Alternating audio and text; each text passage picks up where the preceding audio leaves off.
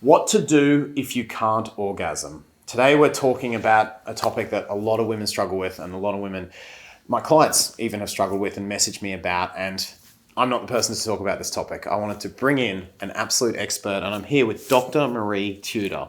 So to give you a bit of background on Dr. Marie, you've been a GP here in South Australia for over 25 years, since the mid-1980s.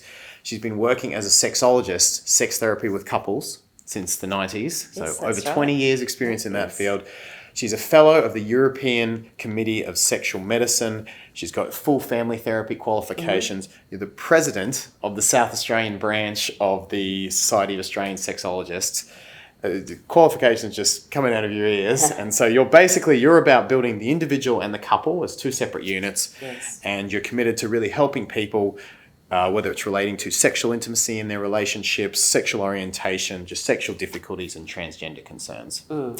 And what I'd like to add is that my role as president in SAS is really to promote sexologists and sex therapists. So that's Such an important, to work with my colleagues. So that's not really to promote me as such. She's very modest. She's very modest, as Marie. To promote sex therapy and sexology. Great, generally. great. And we're here today to talk about a really important topic, which is what to do if you can't orgasm. Can you give me a bit of an overview from all your experience? Is this a common problem? Is there an age group? What's been your experience with this? Well, I see women of all ages. Like, Yeah. perhaps they've just come out of their teens, so 20s, 30s. I think the oldest woman I've seen who hasn't experienced an orgasm yet, it would be about 60 something. Yeah, right. So I think it's very much a thing of women learning how to orgasm, and so those who haven't sort of masturbated in their teens might then become adults and be very inexperienced, not really know much about their own bodies. Yeah. So the first thing I'd say to someone who says they can't orgasm or it's quite a common thing if they haven't ever really explored their own body. Okay. And so This is for people who've never had it on their own. The first thing that they need to do is really explore their own body in self-pleasure, masturbation, these sorts of things. I mean, unless, if they're with a partner, there'll be some women who may have cultural or religious sort of beliefs that have them feeling they shouldn't be self-pleasuring. Is it is it shame around that? How much of this is mental? And I'm sure we'll get into this, but is this... Well, I think for the girls that grow up it's probably not of this era, but perhaps in the 1950s, 60s, and, of course, before, there might have been talk of, don't touch down there, and, I think guys got the same message. Yeah. And so, if any girl was sort of discouraged to explore her body, well, then she goes into adulthood with no experience. So anyway, either to do some self-training, at the same time as dating, or if a woman feels she shouldn't be self-pleasuring, then she could bring in the partner. But I think usually I tell women, look, you need to do a lot of practice by yourself first up. So I've actually had this in a personal relationship of mine, and it was something that was tough because she was self-conscious about it, and it kind of made me, it's not a problem I'd had with someone before. Logically I knew that this is like a her thing because I've had this before and it wasn't happening on her own either, but emotionally as a man I was kind of like, it's almost like she's rejecting that part of me or rejecting me. Did you actually feel responsible, as if you're letting her down? Like, I knew logically I wasn't, because it wasn't something that she experienced before. But emotionally, there was still part of it that I think felt that way. And is this something that, is this something that breaks up a lot of relationships, or how many problems does this cause? Well, it can cause a lot of problems. So a typical response with men who are perhaps not as secure as you were in that relationship. Well, I struggled with it. I really, don't get me wrong, struggled, yes. Well, some men will actually blame themselves, feel like, that they're not good enough, that their technique isn't good enough. And unless they've, sort of got bare hands or, totally uncoordinated, perhaps if they need a little bit of skill, or a little bit of knowledge, but apart from that, if a woman isn't orgasming, they shouldn't be blaming themselves. So, but I see a lot of, of course, in heterosexual couples, the men are feeling really bad, and even to the point of getting depressed about it. I've had some quite extreme I've seen these extreme upsets. Now, there's a lot of women too that know that they just have trouble. They just don't seem to be getting aroused easily, and they try to reassure the man. But he still won't. He'll still take it upon himself. Still But takes it on. whoever's not able to be aroused enough to get to orgasm needs to be the one that they've got the responsibility to learn about their own bodies. Yeah. Because this might be simplifying it, but I'm assuming that you're saying if a guy is clumsy, well, she's going to be orgasming either with previous men or on her own. And if the guy's clumsy, it just won't be with him. Whereas that's not really what we're talking about here. We're talking about people who have never experienced it. Yes. It's going to lead to obviously a lot of self-doubt, a lot of is there something wrong with me mindsets. Yes. What do you tell someone who says I'm broken? There's something, I'm 25, 35, 45, 55. I'm obviously broken. Yeah. What do you say to that woman? Well, I usually, because medically, I'd be thinking it's so rare that there'd be something medically going on. Mind you, if a woman couldn't, perhaps if she's got no sense of sexual desire, it may be worthwhile doing some blood tests just to make sure there's no chronic illness going on. Okay. Things like testosterone levels, I imagine? Testosterone, you need some testosterone in your system for libido. Yep. For men, certainly, and women Yep. produce a little bit of testosterone from the ovaries and the adrenal glands. Yep. But in fact, women have got such low levels of testosterone that the figures are almost meaningless. So you can check for testosterone, but... Interesting. Okay, Say a menopausal woman with her ovaries having, they've now failed. Yep. She's not really producing much testosterone. It's coming from the adrenals. Okay. You go on symptoms, so you don't, testing testosterone isn't really that vital. But it is still, look, you check with each woman. If there's a possibility that there's some sort of chronic illness, or like say, one good reason to check for testosterone is to see if there's too much in your system if a woman has polycystic ovary syndrome. Okay. And so it's a bit ironic that their high testosterone can actually affect libido. So it can negatively affect libido and stop orgasms. I'm sort of getting off topic of orgasms. Sorry, but I suppose I'm making a point about testosterone here, that it's not necessarily something that must be checked in women. You really go with symptoms. So you're saying look for chronic illness, but medically in most cases. Medically, as long as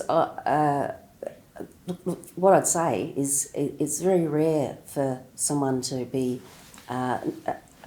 unable to orgasm, and I can't think of medical situations other than if they're on an antidepressant that makes it difficult to orgasm, and that's the ones that are to do with serotonin. Sure. Zoloft and Arapax, and there's a number of those that will make it difficult to orgasm. Yeah.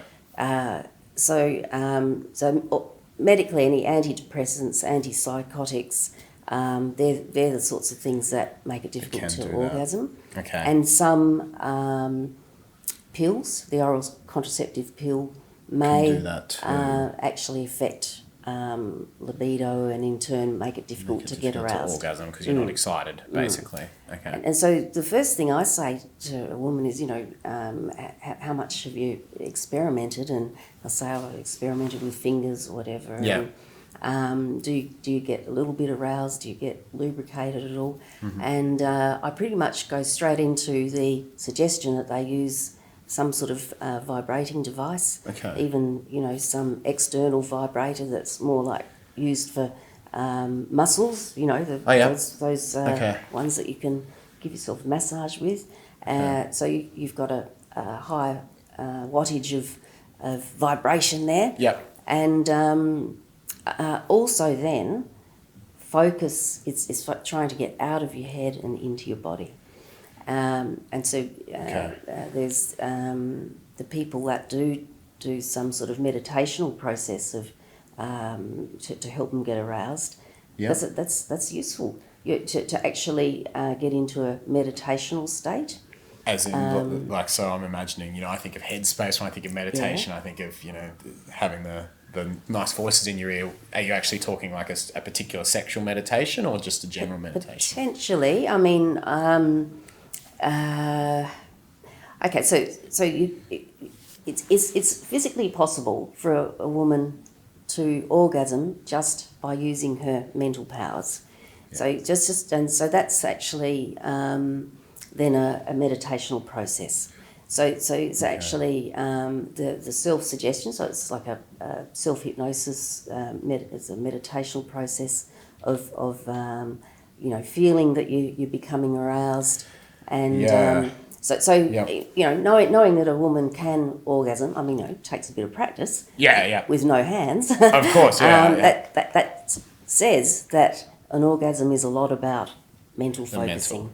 I remember. So I have a few clients that struggle with this, and one thing another person I have them talk to is a sexual orgasm coach. Yes. So this is someone who kind of works with them to be feeling in their body, and they'll do exercises like perhaps it's erotic dancing or touching themselves or exploring their bodies. I'm not a sex orgasm coach. What the process seems to be is basically about helping women connect into their bodies. And they kind of get into the topics of energies and flowing energies, up the spine and things. Yes, yep. Medically speaking, as a doctor of 25 years, how do you work in with these sort of professionals who seem to get results in many cases, but who, sciencey, they're not coming from that classic science background? How do you recommend them? Do you not? What's your thoughts on them? Yeah, I think that sort of energy work is absolutely fine. I mean, I don't think you need to be, you don't need to be spiritual to, have these things work.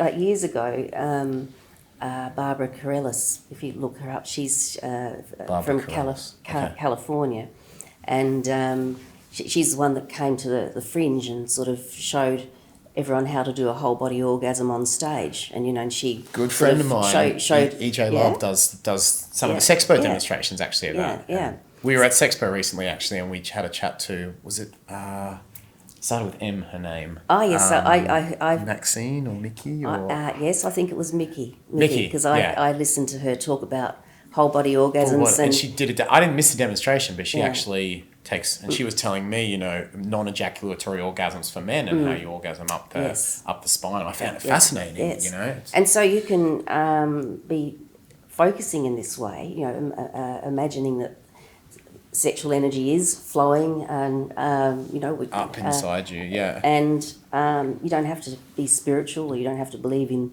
7 what are they called levels of hell, whatever. I assume that's what you're referring to. I just looking at chakras. But there's a form of focusing. It's a form of meditation or getting into a focused state, a meditational state, and that is part of the whole body orgasm. It's something that I might. If I've got time, I'll let a woman know that this sort of practice exists. In fact, when someone comes along, they haven't orgasmed. I'll be saying, well, do get a strong vibrator, and then do focus on the sensations in that pelvic area and anywhere else. And just feel sort of.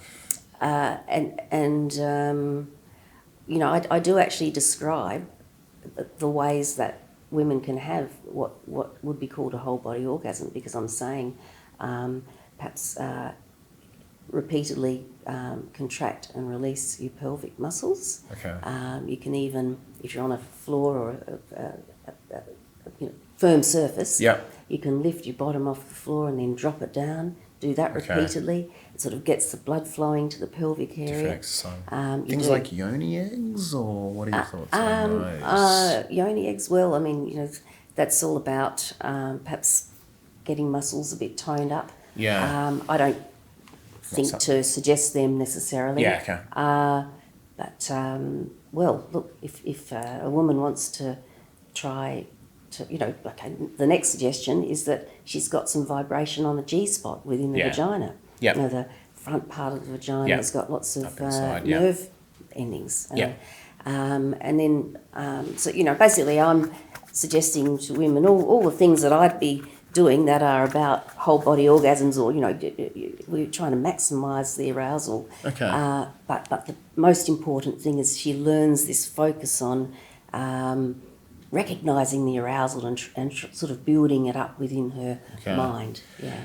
And if a woman has kind of done that, say she's using the vibrators and is still struggling with it, is it a case of, does she need to talk to a different person or do some more energy work? Or what's in terms of time length, do you find, you get your patients who come to you and say, Marie, I'm orgasming now. Is there a normal time or? Some women just with a few hints might have their first orgasm within a few days. Others might take some weeks, or basically I tell them, look, if you don't get anywhere, please be in touch with me. Okay. Now not many women have to ring get me back up in touch. Right.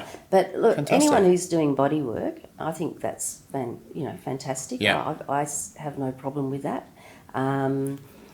Some women are closed down because they've had perhaps bad experiences or whatever, but look, I think it's practice makes perfect. In fact, a typical saying in sex therapy land is, if you haven't orgasmed yet, you either haven't tried long enough or haven't tried with the right approach. So you either haven't tried long enough or you haven't done it the right way. You do. The right approach. You keep being flexible, trying different things. Okay. And some women will just give up too soon. I don't know where this statistic came from, but the average for all women going from not aroused to orgasm is about 40 minutes. So some women can come really quickly, and others might take an hour to really get there, to get aroused. So anyway, I'm a fan of vibrators because that's the fast track to getting aroused. And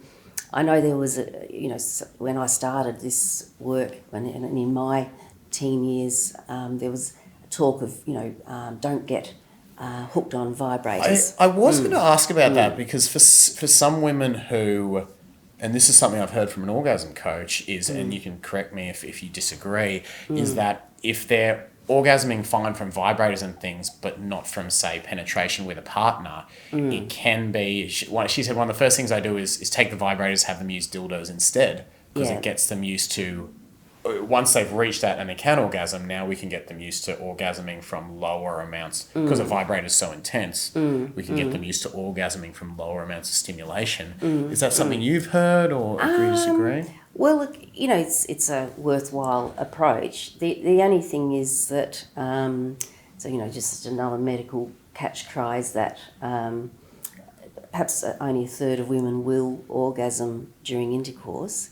Now, of course, then there's a question of how long intercourse is happening for. But women mustn't. I'd encourage women and men to just be mindful that. The statistic is that a third of women can orgasm with intercourse, and the rest shouldn't feel bad about it. So is that because, we've been talking about women who've never orgasmed, and that's probably a lower percentage of the population than would say women who've never orgasmed during intercourse. Yes, yeah. Can you apply the same model? Can you say if you've never orgasmed during intercourse, then it's either more practice or do it a different way or being more in your body? Like, is it the way you're saying there's very few women who medically can't have an orgasm. Yes. Does the same hold truth that if you apply the right principles and persist in different ways, that there's very few women who, medically speaking, can't have penetrative orgasms? Well, look,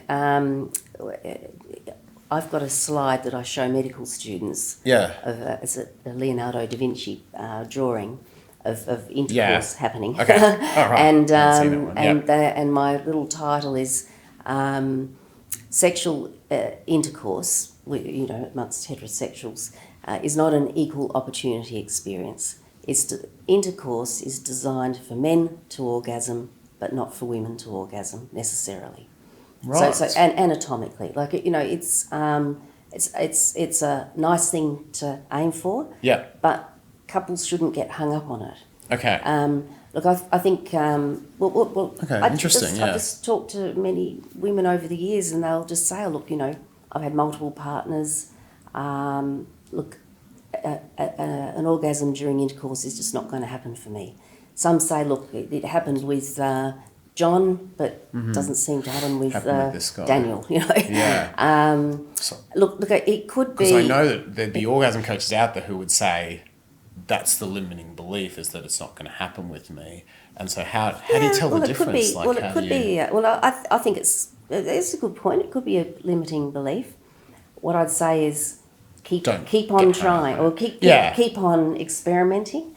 Perhaps the thing that I would be suggesting is that you try and use the mind focus. That perhaps you are focusing with your mind on the building arousal, and that you're actually don't focus on the end point. Absolutely. Don't focus on I want it to happen, must happen, because that's pressure. Which kills it. And what I'd say is, if in doubt with any sexual problem, try something different. If in this field, try something different. You need to I like that. you need to be flexible. Try different things, but it's a known fact that, medically we say some, women are not designed necessarily to orgasm during intercourse. So it's sort of like a bonus. Yep. It's the icing on the cake. Yep. And it's important that they don't feel bad or less broken than or anything like or that, broken. because they're not. Yeah. Awesome. Great advice. And it's important that men know that too, so that they don't put pressure on these women who, so it can actually cause a lot of relationship strain. With this, and I guess if a man has been with a person who perhaps does do that, and then is with someone who doesn't, that could make him think that, I'm inadequate because I'm not making her. They might feel inadequate, or they'll think, she's inadequate. She needs to learn how. I had a lesbian couple who, one couldn't orgasm, so the partner sent, the broken one to get fixed, and once again I had to say, look, you're being put under too much pressure by your partner around orgasming. Look, just keep on experimenting. Enjoying the experience, doing different things. Absolutely, enjoy the experience. Keep on trying different ways of being aroused. But arousal has a lot to do with the mind, once again. And I talk with my clients about stuff that you say, which is being in your body, just feeling. And there's some great workshops around, certainly up in Queensland, around Byron Bay. We have a few workshops that people run with. Ones. Helping women. I went to the most beautiful feminine energy workshop where it was just about women getting into their bodies. And, some of these women who are working very structured, rigid jobs, and they're in a very controlled, focused headspace to go into the feeling. Yes. And to go into just feeling their bodies, and whether it's an erotic dance or some workshops like this or self-pleasure workshops, there's some great things around. If you have a look, there's usually lots of women's groups who support this. If someone's got the opportunity to go to that sort of course, I'd recommend it. Yeah, okay. And basically I did a similar course with Barbara Carellis when she came out in the 1990s. How was that? It was great. We were all, doing, dancing with scarves and everything. Next thing, we're going from, a few dances, then within hours we've got all our gear off and Yeah, we're into well, that was similar to my learning this experience, and it was whole body beautiful, orgasm thing. Yeah, and these women were just, and we were there as just male witnesses, and these women were able to enter these states in this workshop, just be so beautiful in their energy, and just with no judgment on them, and it was amazing how they almost fed off each other and the energy in the room, and it was just so beautiful to see. Yeah, I mean, and that's all these workshops are really this body work.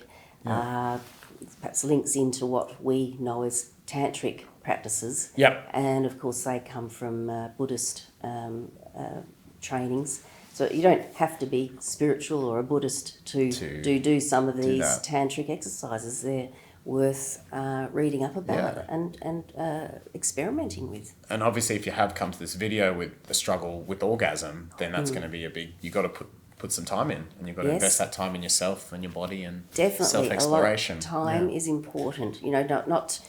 So many women that I meet who haven't orgasmed yet say they give up after about 10 minutes. Okay. No, you might have to go for an hour and a half. Right, okay. And just really relax and get into their bodies, and that's great advice. Yes. So very not broken, it's very rare that you come across a medical issue. And absolutely, not to feel upset if you don't orgasm with intercourse. Yep, okay. Yeah, you could say, look, let me be open that it is a possibility in the future. Yeah. But remembering that it's not anatomically, made for that. women are not designed to orgasm during intercourse. Yeah, so definitely don't feel bad about it. No. Don't feel like you should. Stay open to ways, and don't put a limiting belief on it that maybe you can't, because everyone at some point orgasm for the first time during intercourse. So don't put limiting beliefs on it, but don't feel like you're wrong or broken or anything, because the actual intercourse isn't made for female orgasm. But there's nothing wrong with them, nothing broken, nothing wrong at all. I mean, one extra thing is for during during intercourse, perhaps have a vibrator for the woman as well, and that might just get her over the edge, get her feeling good about that. So it's about being flexible and inventive. Yeah. And bottom line, for the woman who's never orgasmed, who's come to this video, medically, very rare you find anything wrong, broken. It's really about taking that time to get into your body, take care of yourself, get to know yourself, and you've had a ton of success helping women with this. Well, thank you so much for joining me, Marie, and talking about that today. Wealth of knowledge there. That's Wealth a of pleasure, knowledge. Mark, and I hope this helps women and their needs. I'm 100% sure it will. Thank you so much for sharing your time. I really appreciate that. Give Dr. Marie a big thanks. Leave your comments, thoughts, questions in the space below. Don't forget she's the president of the Sexologists Society of Australia, or SAS, however it's spelled. And if you're in Australia, or even if you're not, there's people you can get onto that website and you can ask your questions. And I can certainly put people onto therapists within your state. So or if they're outside Australia, can they? Oh yes. I have links, but definitely links within Australia, and basically email me, and I will put you onto to some therapists that may be able to help you. There you go. Amazing. Thank you so much for coming in. If you have a question for Dr. Marie, we're going to get her in for more. Mark asks as well. So pop it in the space below. Thoughts, comments, questions all below.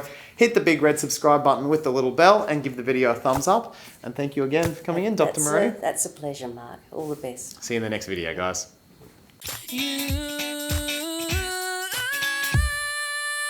You're not